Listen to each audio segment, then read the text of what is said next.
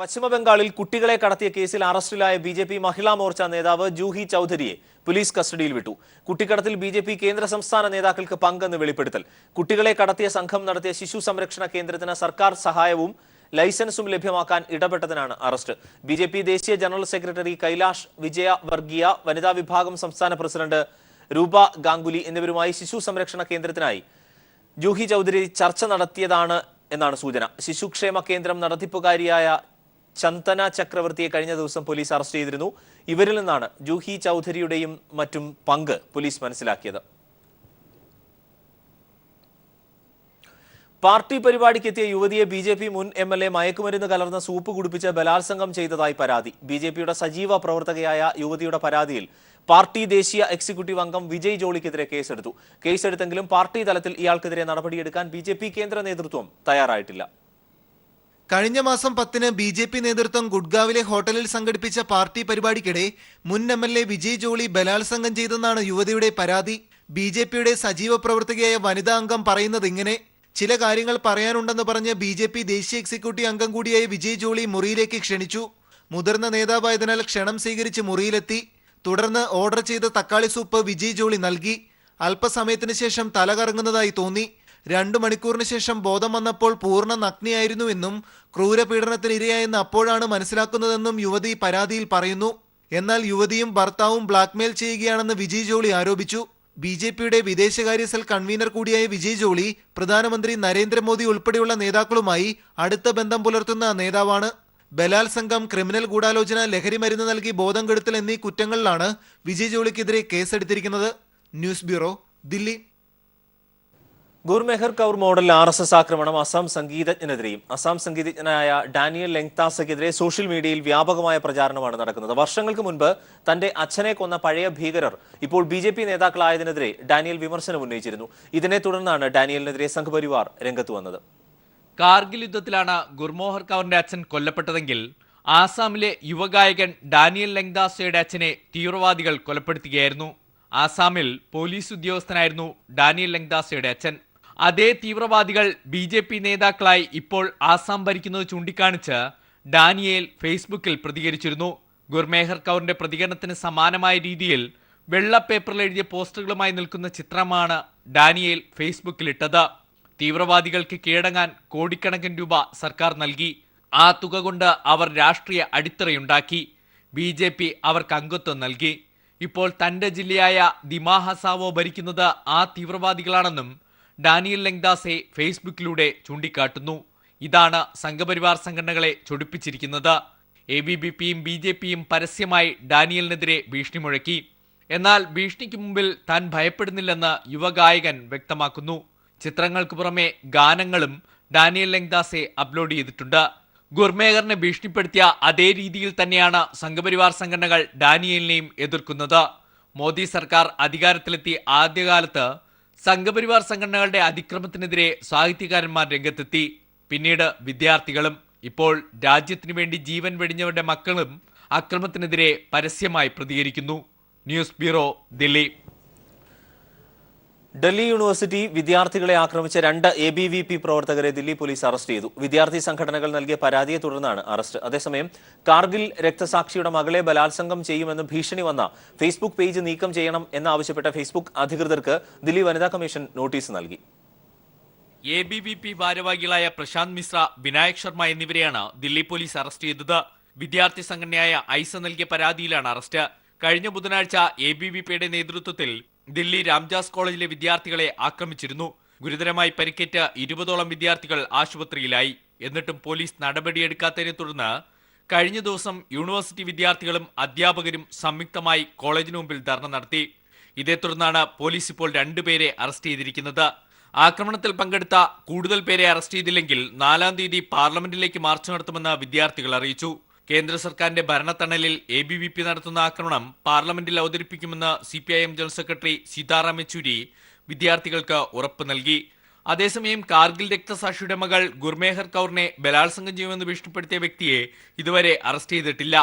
ഭീഷണി മുഴക്കിയ Facebook page നീക്കം ചെയ്യാൻ ഫേസ്ബുക്ക് അധികൃതർക്ക് ദില്ലി വനിതാ കമ്മീഷൻ നോട്ടീസ് നൽകി. News bureau, Delhi.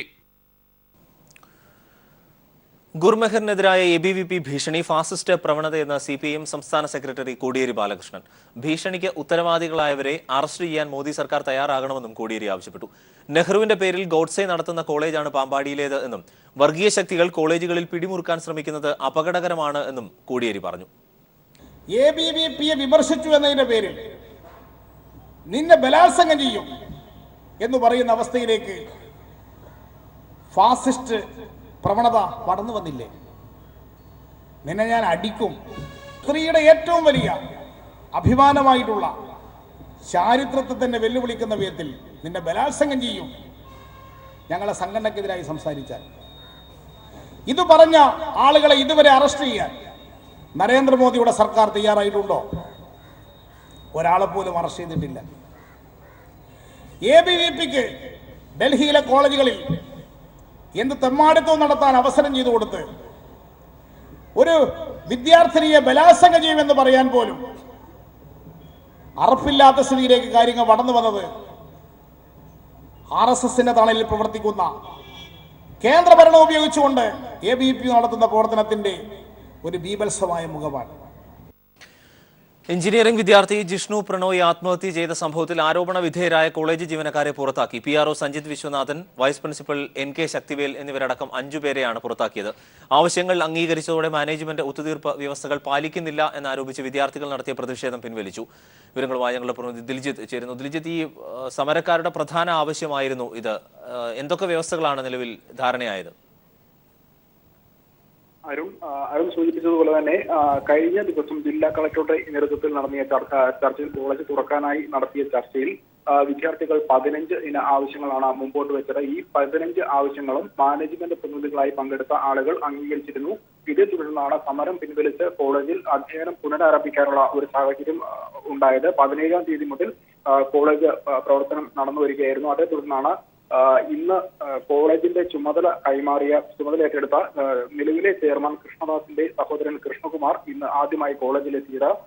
തുടർന്നാണ് മുൻപ് മാനേജ്മെന്റ് പ്രതിനിധികൾ, അഡ്മിനിസ്ട്രേഷൻ ചുമതലയുള്ള മാനേജ്മെന്റ് പ്രതിനിധികൾ ഒപ്പിട്ട് നൽകിയിരിക്കുന്ന കരാർ, ആ നിർദ്ദേശങ്ങൾ തങ്ങൾ പാലിക്കില്ല എന്നതടക്കമുള്ള കാര്യങ്ങൾ വിദ്യാർത്ഥികൾക്ക് മുന്നിൽ മാനേജ്മെന്റ് പ്രതിനിധികൾ വ്യക്തമാക്കിയത്. ഇതേ തുടർന്ന് വിദ്യാർത്ഥികൾ സംഘടിച്ചെത്തി പ്രതിഷേധം ശക്തമാക്കുകയായിരുന്നു. തങ്ങൾക്ക് ലഭിച്ച ഉറപ്പിന്മേൽ കളക്ടറുടെ നേതൃത്വത്തിൽ നടത്തിയ ചർച്ചയിൽ ലഭിച്ച ഉറപ്പുകൾ അവ പാലിക്കുന്നത് വരെ സമരം തുടരും എന്ന നിലപാടിൽ തന്നെയായിരുന്നു വിദ്യാർത്ഥികൾ. ക്ലാസ് മുടക്കി പ്രതിഷേധിച്ച വിദ്യാർത്ഥികളെ പഴയന്നൂർ പോലീസും അതോടൊപ്പം ചേലക്കര പോലീസിന്റെ നേതൃത്വത്തിൽ മാനേജ്മെന്റ് പ്രതിനിധികളുമായി ചർച്ചയ്ക്ക് വിളിച്ചു. ഇതേ തുടർന്ന് അവരുടെ ആവശ്യങ്ങളെ കുറിച്ച് ചർച്ച നടത്തുകയും തുടർന്ന് ജില്ലാ കളക്ടറുമായി ഫോണിൽ നടത്തിയ ചർച്ചയുടെ കൂടി അടിസ്ഥാനത്തിലാണ് ഇപ്പോൾ ആരോപണ വിധേയരായ അധ്യാപകരെ അടക്കം പുറത്താക്കുന്ന കാര്യങ്ങളിലേക്ക് എത്തിയത്. PRO Sanjith Viswanathan, vice principal NK Sakthivel, അധ്യാപകരായ PT പ്രവീൺ, ഇർഷാദ്, അതുപോലെ തന്നെ കോളേജിൽ മർദ്ദന മുറകൾക്ക് നേതൃത്വം നൽകുന്ന അധ്യാപകൻ ഗോവിന്ദൻകുട്ടി എന്നിവരെയാണ് നെഹ്റു കോളേജ് മാനേജ്മെന്റ് പുറത്താക്കിയിരിക്കുന്നത്. ഈ ഒരാവശ്യം വിദ്യാർത്ഥികളുടെ ഏറ്റവും പ്രധാനപ്പെട്ട ഒരു നിർദ്ദേശം തന്നെയായിരുന്നു. 15 ഇന ആവശ്യങ്ങളിൽ ഏറ്റവും പ്രധാനപ്പെട്ട ഒരു നിർദ്ദേശമാണ് ഇവരുടെ ഈ പുറത്താക്കലിനെ തുടർന്ന് ഉണ്ടായത്. ഏതായാലും ഇത്തരത്തിലൊരു ഉറപ്പ് മാനേജ്മെന്റിന്റെ ഔദ്യോഗിക ലെറ്റർ പാർട്ടിൽ തന്നെ എഴുതി വാങ്ങിയിട്ടുണ്ട്. അതുകൊണ്ട് തന്നെ ഇവ നടപ്പാകുമെന്നൊരു പ്രതീക്ഷ തന്നെയാണ് വിദ്യാർത്ഥികൾ വെച്ചു പുലർത്തുന്നത്. അതോടൊപ്പം കോളേജ് ചെയർമാൻ കൃഷ്ണദാസ് കോളേജിൽ എത്തില്ല എന്നൊരു ഉറപ്പും അദ്ദേഹത്തിന്റെ സഹോദരൻ കൃഷ്ണകുമാറിൽ നിന്ന് ഇപ്പോൾ ലഭിച്ചതായാണ് വിവരം. അതോടൊപ്പം PTA രൂപീകരിച്ച് പ്രവർത്തനം ഉറപ്പാക്കാനും ഇന്റേണൽ മാർക്ക്, നിർബന്ധിത പിഴ എന്നിവയ്ക്കെതിരായ പരാതികൾ പരിഹരിക്കാൻ പ്രത്യേക സംവിധാനം ഏർപ്പെടുത്തണം എന്ന ആവശ്യവും ഇപ്പോൾ അംഗീകരിക്കപ്പെട്ടിട്ടുണ്ട്. CG ദിൽജിത്ത് വിവരങ്ങൾ നൽകിയത്. സംസ്ഥാനത്ത് വികസനം മുടക്കാൻ വരുന്നവരെ അംഗീകരിക്കില്ലെന്നും അത്തരക്കാരുടെ നിലപാട് ഈ സർക്കാരിനോട് വിലപ്പോവില്ലെന്നും മുഖ്യമന്ത്രി പിണറായി വിജയൻ. വികസന പ്രവർത്തനങ്ങളുടെ കാര്യത്തിൽ ഭരണപക്ഷവും പ്രതിപക്ഷവും ഒരുമിച്ച് നിൽക്കണമെന്ന് മുഖ്യമന്ത്രി നിയമസഭയിൽ ആവശ്യപ്പെട്ടു. ഗവർണറുടെ നയപ്രഖ്യാപന പ്രസംഗത്തിന്മേലുള്ള നന്ദിപ്രമേയ ചർച്ചയ്ക്ക് മറുപടി പറയുകയായിരുന്നു മുഖ്യമന്ത്രി. ഒരു തരത്തിലുമുള്ള അകൽച്ച ഭരണവും IAS-കാരും തമ്മിലില്ല. സെക്രട്ടേറിയറ്റ് സർവീസും ഉൾപ്പെടുത്തിയുള്ള കേരള അഡ്മിനിസ്ട്രേറ്റീവ് സർവീസ് ആയിരിക്കും നടപ്പിലാക്കുക. വിജിലൻസ് കേസുകളുടെ കാര്യത്തിൽ ഹൈക്കോടതി ബെഞ്ച് തന്നെ മാർഗനിർദ്ദേശങ്ങൾ നൽകട്ടെയെന്നും മുഖ്യമന്ത്രി സഭയിൽ പറഞ്ഞു. RSSുമായി CPIM ഒരു ഘട്ടത്തിലും കൂട്ടുകൂടിയിട്ടില്ലെന്നും മുഖ്യമന്ത്രി വ്യക്തമാക്കി. സംസ്ഥാനത്ത് അരി പച്ചക്കറി വില കുതിച്ചുയരുന്നു എന്നാരോപിച്ച് പ്രതിപക്ഷം കൊണ്ടുവന്ന അടിയന്തര പ്രമേയ നോട്ടീസിന് ചർച്ച നിഷേധിച്ചതിൽ പ്രതിഷേധിച്ച് പ്രതിപക്ഷം നിയമസഭയിൽ നിന്ന് ഇറങ്ങിപ്പോയി. വിലക്കയറ്റം തടയാൻ ഫലപ്രദമായ നടപടികൾ സ്വീകരിക്കാത്ത ഭക്ഷ്യ സിവിൽ സപ്ലൈസ് വകുപ്പ് മന്ത്രി പി തിലോത്തമൻ രാജിവെക്കണമെന്ന് പ്രതിപക്ഷ നേതാവ് ആവശ്യപ്പെട്ടു. അതേസമയം കേന്ദ്രം അരിവിഹിതം വെട്ടിക്കുറച്ചതാണ് സംസ്ഥാനത്ത് അരിവില കുതിച്ചുയരാൻ കാരണമെന്നും സർക്കാരിന്റെ ഭാഗത്തുനിന്ന് വീഴ്ച ഉണ്ടായിട്ടില്ലെന്നും മുഖ്യമന്ത്രി സഭയിൽ വ്യക്തമാക്കി. സർക്കാർ ഫലപ്രദമായ വിപണി ഇടപെടൽ നടത്തിവരികയാണെന്ന് മന്ത്രി പി തിലോത്തമനും സഭയെ അറിയിച്ചു. സംസ്ഥാനത്ത് അരിവില കുതിച്ചുയരുന്നു, പച്ചക്കറി വിലയും വർദ്ധിച്ചിരിക്കുന്നു, ജനങ്ങൾ ദുരിതമനുഭവിക്കുകയാണ് എന്നിങ്ങനെയുള്ള കാര്യങ്ങൾ ചൂണ്ടിക്കാട്ടി വിഷയം സഭാ നടപടികൾ നിർത്തി ചർച്ച വേണമെന്നാവശ്യപ്പെട്ട എം ഉമ്മറാണ് അടിയന്തര പ്രമേയ നോട്ടീസ് നൽകിയത്. എന്നാൽ പൊതുവിപണിയിൽ അരിവില 21% വരെ വർദ്ധിച്ചിട്ടുണ്ടെന്ന് പറഞ്ഞ വകുപ്പ് മന്ത്രി കേന്ദ്ര അരിവിഹിതം വെട്ടിക്കുറച്ചതാണ് അരിവില കുതിച്ചുയരാൻ കാരണമെന്നും മറുപടിയായി സഭയെ അറിയിച്ചു.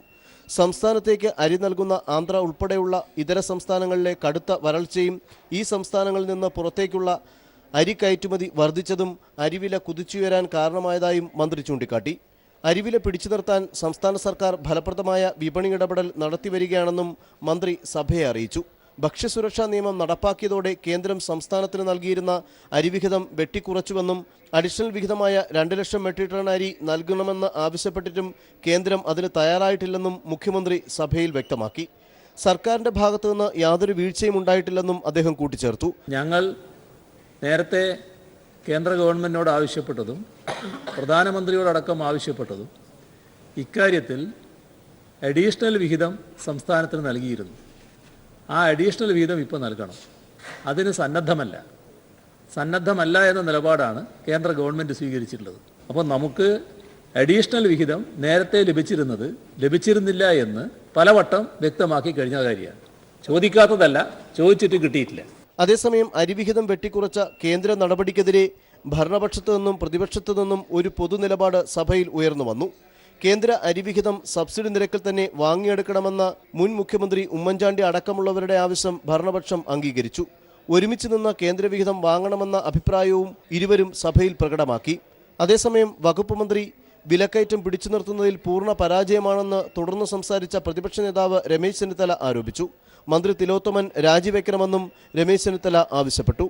ജനങ്ങളെ നേരിട്ട് ബാധിക്കുന്ന വിലക്കയറ്റ വിഷയം ചർച്ച ചെയ്യാത്തതിൽ പ്രതിഷേധിച്ച് പ്രതിപക്ഷം നിയമസഭയിൽ നിന്ന് ഇറങ്ങിപ്പോവുകയായിരുന്നു. നിയമസഭയിൽ നിന്ന് സുനിൽ അരിമാനൂർ.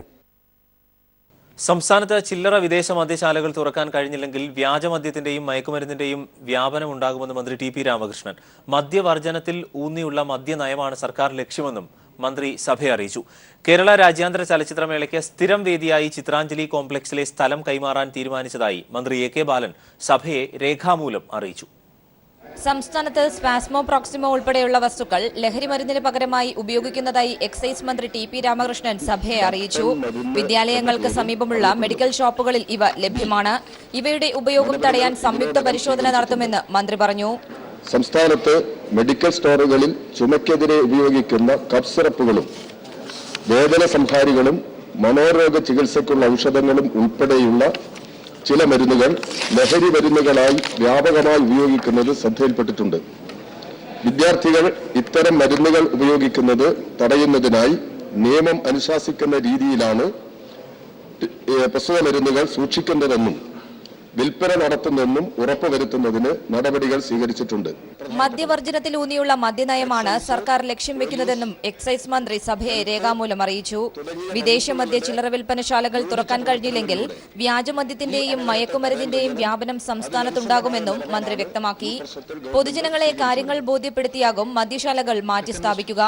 ബെവ്കോയുടെ 159ഉം കൺസ്യൂമർ ഫെഡിന്റെ 26ഉം ഉൾപ്പെടെ 185 വിദേശ മദ്യ ചില്ലറ വിൽപ്പനശാലകൾ മാറ്റി സ്ഥാപിക്കേണ്ടി വരുമെന്നും മന്ത്രി അറിയിച്ചു. രാജ്യാന്തര ചലച്ചിത്രമേളയ്ക്ക് സ്ഥിരം വേദിയായി ചിത്രാഞ്ജലി സ്റ്റുഡിയോ കോംപ്ലക്സിലെ 15 ഏക്കർ കൈമാറാൻ സർക്കാർ തീരുമാനിച്ചതായി സാംസ്കാരിക വകുപ്പ് മന്ത്രി എ കെ ബാലൻ സഭയെ രേഖാമൂലം അറിയിച്ചു. കിഫ്ബിയിൽ ഉൾപ്പെടുത്തിയാകും ഇത് നടപ്പിലാക്കുക. News bureau, Thiruvananthapuram. കടുത്ത വരൾച്ചയിലേക്ക് നീങ്ങുകയാണ് വയനാട്. 33 ഡിഗ്രി സെൽഷ്യസ് ചൂട് വരെ എത്തി ഫെബ്രുവരി തുടക്കത്തിലെ വയനാട്ടിൽ. വലിയ വരൾച്ച പ്രവചിച്ച് കബനി നദി നേരത്തെ വറ്റിവരണ്ടു. പശ്ചിമഘട്ട താഴ്വാരങ്ങളിൽ വനമേഖലകൾ കാട്ടുതീ ഭീഷണിയിലാണ്. തുലാമഴ കൂടി ഇത്തവണ ഏറെ കുറഞ്ഞതോടെ ഊഷരഭൂമിയാവുകയാണ് വയനാട്. ഫെബ്രുവരി മുതൽ കടുത്ത ചൂടിനെ നേരിടുകയാണ് ജില്ല. പശ്ചിമഘട്ടത്തിന്റെ അതിരുകളിൽ തീനാളങ്ങൾ ചുട്ടരിച്ചത് ഹെക്ടർ കണക്കിന് വനപ്രദേശങ്ങളാണ്. കബനിയും അതിന്റെ തീരപ്രദേശങ്ങളും വരണ്ടുണങ്ങിക്കഴിഞ്ഞു. വന്യമൃഗങ്ങൾ കാടിറങ്ങി തുടങ്ങി. ഇനി വരുന്ന 3 മാസക്കാലത്തേക്കെങ്കിലും പ്രതീക്ഷിക്കുന്ന കടുത്ത വേനലിനെ ഈ മലയോരങ്ങൾ എങ്ങനെ അതിജീവിക്കുമെന്ന ആശങ്കയാണ് ഉയരുന്നത്. ഡെക്കാൻ പീഠഭൂമിയുടെ തെക്കേയറ്റത്തെ വയനാടെന്ന ഹരിതഭൂമി ഇന്നോളം കാണാത്ത വരൾച്ചയിലേക്കാണ് നീങ്ങുന്നത്. മരുഭൂവൽക്കരണത്തിന്റെ പ്രത്യക്ഷ ലക്ഷണങ്ങൾ ഈ ഭൂമിയും പ്രകടിപ്പിച്ചു തുടങ്ങി. കരിഞ്ഞുണങ്ങി നിൽക്കുന്ന വനമേഖലകൾ ഏതു നിമിഷവും അഗ്നി വിഴുങ്ങുമെന്ന നിലയിലാണ്. ബന്ദിപ്പൂരിൽ പടർന്നുപിടിച്ച കാട്ടുതീ സൃഷ്ടിച്ച ആശങ്ക ഇനിയും ഒഴിഞ്ഞിട്ടില്ല. കബനി നേരത്തെ വരണ്ടുണങ്ങിയതും അതിന്റെ തീരപ്രദേശങ്ങളായ മുള്ളൻകൊല്ലിയും പുൽപ്പള്ളിയും പിന്നെ അമ്പലവയൽ തുടങ്ങിയ ജലസമൃദ്ധമായ പ്രദേശങ്ങളും മുൻപെങ്ങുമില്ലാത്ത വിധം വരണ്ടുടങ്ങിയത് ആശങ്ക സൃഷ്ടിക്കും വിധത്തിലാണ്. മരുഭൂവൽക്കരണത്തിന് കൃത്യമായിട്ടുള്ള സൂചനയാണ് ഇപ്പം നമ്മൾ 10-15 കൊല്ലമായിട്ട് കാണുന്ന നമ്മൾ എപ്പോഴും എടുത്തു പറയുന്ന മുള്ളൻകൊല്ലി പുൽപ്പള്ളി പ്രദേശങ്ങൾ. ഒരു കാലത്ത് കാർഷിക സമൃദ്ധിയുടെ വലിയൊരു കേന്ദ്രമായിരുന്നു പുൽപ്പള്ളി മുള്ളൻകൊല്ലി മേഖലകൾ. ഈ അവസ്ഥയിൽ നിന്നൊക്കെ മാറി ഇപ്പം അവിടെ കുടിവെള്ളത്തിന് വേണ്ടി പരക്കം പായതിൻ്റെ അവസ്ഥയിലേക്ക് അവിടെ എത്തിയിരിക്കുന്നത്. അവിടെ കാർഷിക മേഖല മൊത്തം തകർന്നത് പരിസ്ഥിതി നാശം കൊണ്ടാണ്, കാലാവസ്ഥയിലുണ്ടായിരുന്ന നാശം കൊണ്ടാണ്. കൊടും ചൂടിൽ ദാഹനീരിനും ഭക്ഷണത്തിനുമായി വന്യമൃഗങ്ങൾ നാട്ടിലിറങ്ങുന്നതും ജലലഭ്യതയില്ലാതെ പാടശേഖരങ്ങൾ തരിശായി കിടക്കുന്നതും ഇന്നിവിടെ പതിവ് കാഴ്ചകളാണ്. സംസ്ഥാനത്തു തന്നെ ഏറ്റവും കുറവ് മഴ ലഭിച്ച വയനാട്ടിൽ അനുഭവപ്പെടുന്ന വിരുദ്ധ കാലാവസ്ഥകൾ വരുംകാല ദുരന്തത്തിന്റെ സൂചകങ്ങളായാണ് പരിസ്ഥിതി പ്രവർത്തകർ കാണുന്നത്. കൈരളി ടിവിയും കാഴ്ച എന്ന സംഘടനയും ചേർന്ന് അഭിവന്ധ്യ വലിയ മെത്രാപ്പോലീത്ത മാർ ക്രിസോസ്റ്റം തിരുമേനിയുടെ 100ാം പിറന്നാൾ ആഘോഷം സംഘടിപ്പിക്കാൻ തീരുമാനിച്ചു. ആഘോഷത്തിന്റെ സ്വാഗത സംഘ രൂപീകരണ യോഗം പത്തനംതിട്ടയിൽ നഗരസഭാ അധ്യക്ഷ രജനി പ്രദീപ് ഉദ്ഘാടനം ചെയ്തു. CPIM സംസ്ഥാന സമിതി അംഗം അനന്തഗോപൻ ചെയർമാനായും സജികുമാർ കൺവീനറായും റോഷൻ റോയ് മാത്യു വർക്കിംഗ് ചെയർമാനായും 101 അംഗ സ്വാഗത സംഘം രൂപീകരിച്ചു. പരിപാടിയുടെ വിജയത്തിനായി വിവിധ കമ്മിറ്റികളും രൂപീകരിച്ചു. ഈ മാസം 25-ന് വലിയ മെഗാ ഷോയോടൊപ്പമാണ് ക്രിസോസ്റ്റം തിരുമേനിയുടെ പിറന്നാൾ ആഘോഷം സംഘടിപ്പിക്കുന്നത്.